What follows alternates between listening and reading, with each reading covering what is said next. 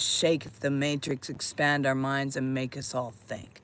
How are you guys all doing this grand morning?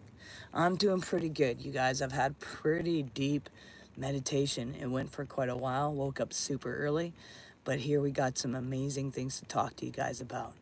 You know, this is not the end. It's the great integration. And by the way, I'm not here to bypass pain, by the way. I'm here to transmute it. You know, right now, many of us, we feel this weight of the world being gripped by fear. The energies of the new moon are intense, and not because they are here to punish us, but because they are here to purge what no longer belongs in the field. You see, the simulation is trying once again to project frequencies of fear to keep us looping in the matrix. Why? Because it knows the greatest threat to control is not rebellion. It is love. Raw, real, uncontainable frequencies, love. And this kind that can't be bought, sold, or approved of by any system. You know, science even says love as a frequency. And let's talk about this science. Let's talk quantum. Let's talk bioenergetics, one of my favorite things that I'm really all about, which is why I do these healing things that I do. See, science has now confirmed what mystics knew all along. Love is a measurable frequency. See, the heart emits the most powerful electromagnetic fields in the body, 5,000 times stronger than even the brain. And when we're in a state of love, coherence, or gratitude, the heart and the brain synchronize, and this is called heart-brain coherence. And see, in this state, our immune system strengthens, our intuition sharpens, and we enter a field where quantum potential shifts. And then doctors sit there and fly across the room every time they look at my MRIs and go, how is her neck broken, her back broken, her brainstem compressed, and how is she still walking? Because we understand. We understand the coherence with the brain, the state the immune system strengthens, our intuition sharpens, our bodies, we understand what they're meant to do, and we can push them past what the world tries to put on us because we see who we truly are. So when I say love dismantles fear, I'm not just speaking like on a metaphorical point here. I'm speaking real. Hey, how's it going? Loud Cloud. I'm talking about literal waves of interference. You understand the intensity of the power of the love wave. It kicks the ass out of fear. See, fear contracts.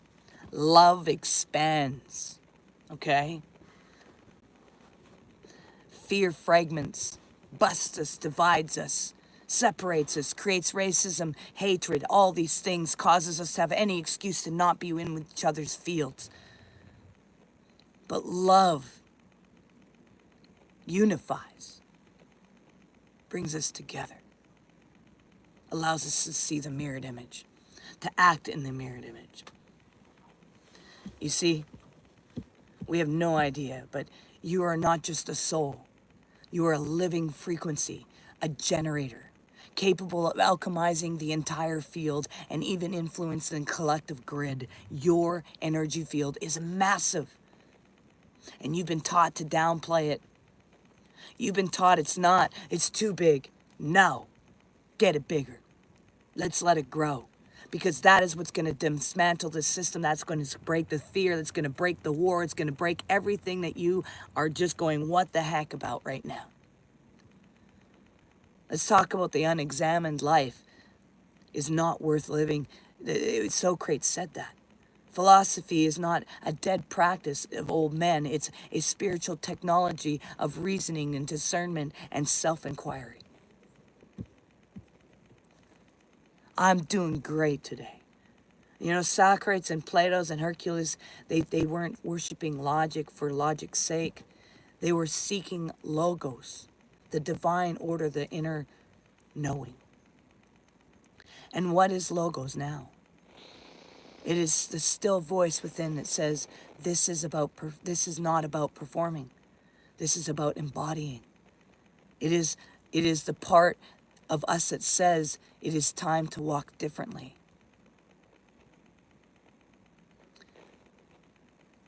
To stop betraying what we know in our bones just to keep others comfortable.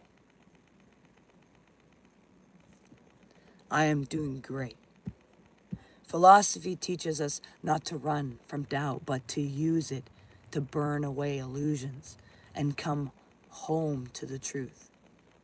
See, look at nature. She doesn't perform, she just is. Nature is original temple. She is never in a rush to bloom before her season. She doesn't over-explain her existence. She grows because she is in harmony with the eternal design. Nature taught me so much. I spent 7 months in the middle of absolutely nowhere with my dogs in the desert. And we had the white desert fox come to us, and nothing harmed us. We sat in peace. And I watched it just flow. Even if it didn't rain, it was hot, the flowers still bloomed in this nature. It still got what it needed. And there was no fear in anything that I watched. It just went about its life. See, fear does not even exist in nature. A lion does not doubt its roar, and a river does not apologize for it. And here you are, a child of the earth and of the stars, trying to remember who you are by becoming still enough to listen. See, integration happens when we stop chasing and start listening. And that's what I learned in the middle of nowhere, away from all things. You know, when we honor the past, when we honor that the past was not a mistake, when we take the pain and make it a sacred teaching, not a scar to hide. And nature reminds us of this. There is no brokenness, only becoming.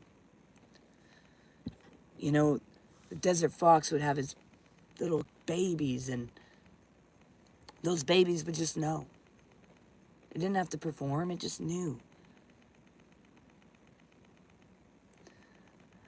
Don't worry, thank you for standing up for me, but I just ignore the things that are not anything to do with anything that we talk about. But you guys are amazing.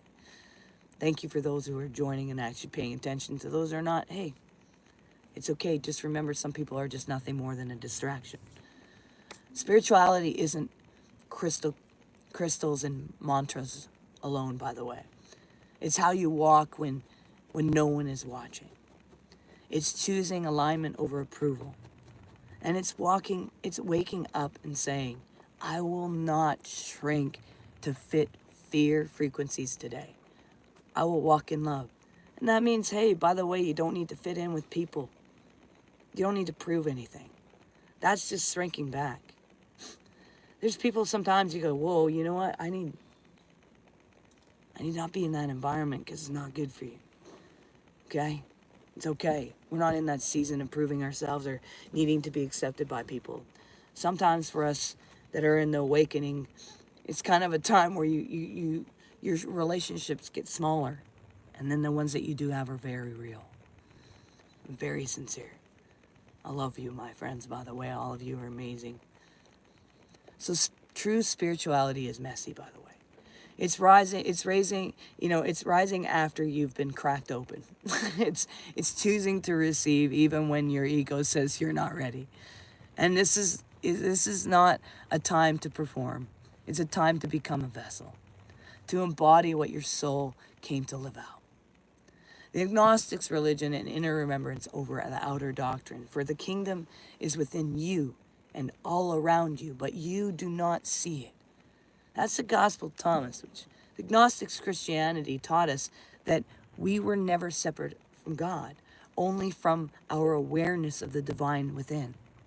You see, the agnostics were persecuted not because they were wrong, but because they remembered. They knew that the systems were simulations and that Yahweh was not a punishment punishing force, but a divine intelligence of love, existence within and beyond all form. And Yeshua came to awaken, not to dominate. And what did he say? He actually said, "You are gods, and all of you are children of the Most High." Psalm 86:2 or 82:6. And you will do ever greater things than I have done. John 14:12. And this is not blasphemy, all you Christians that get all upset when I say you're God. This is divine remembrance. You're a spark of the divine. How can you be a spark of the divine and then separate it at the same time? It makes absolutely no sense. We don't need more dogma and BS and law-abiding, controlled citizens. We need to remember our true inheritance, to embody divinity, not to worship from afar. See, you're not broken. You're right on time, people. You're not bypassing, not pretending, but finally receiving what your soul has been trying to give you all along. And this is the time to walk in the way your soul knows is right. It brings you great peace. Shed the skins of who you used to be. That's the yesterday. And you've given it a hug and you've come to peace with the truth of your being. Stop fearing the narrative and start being the living antidote. Anchor in love as a frequency, not just as an emotion. And remember, you are not alone. You are aligned, and the Matrix is terrified of the one who remembers. So remember, because trust me, I've been on the other side, y'all. To the depths of the depths, and to the darkness of the darkness, and to the light of the light. And I tell you that wherever you are, you will always face you. And there's no point in running. And the best way you can do if everything's chaotic is just drop it, get yourself out in the bush and sit out there for a while and let nature talk to you. Because it answers. Let me get to what you got to say here, y'all. You got hi, and I love your shirt. Thank you. Loud Cloud said hi. How you doing? Would you rather watch a tree grow or a knee grow? A tree for sure.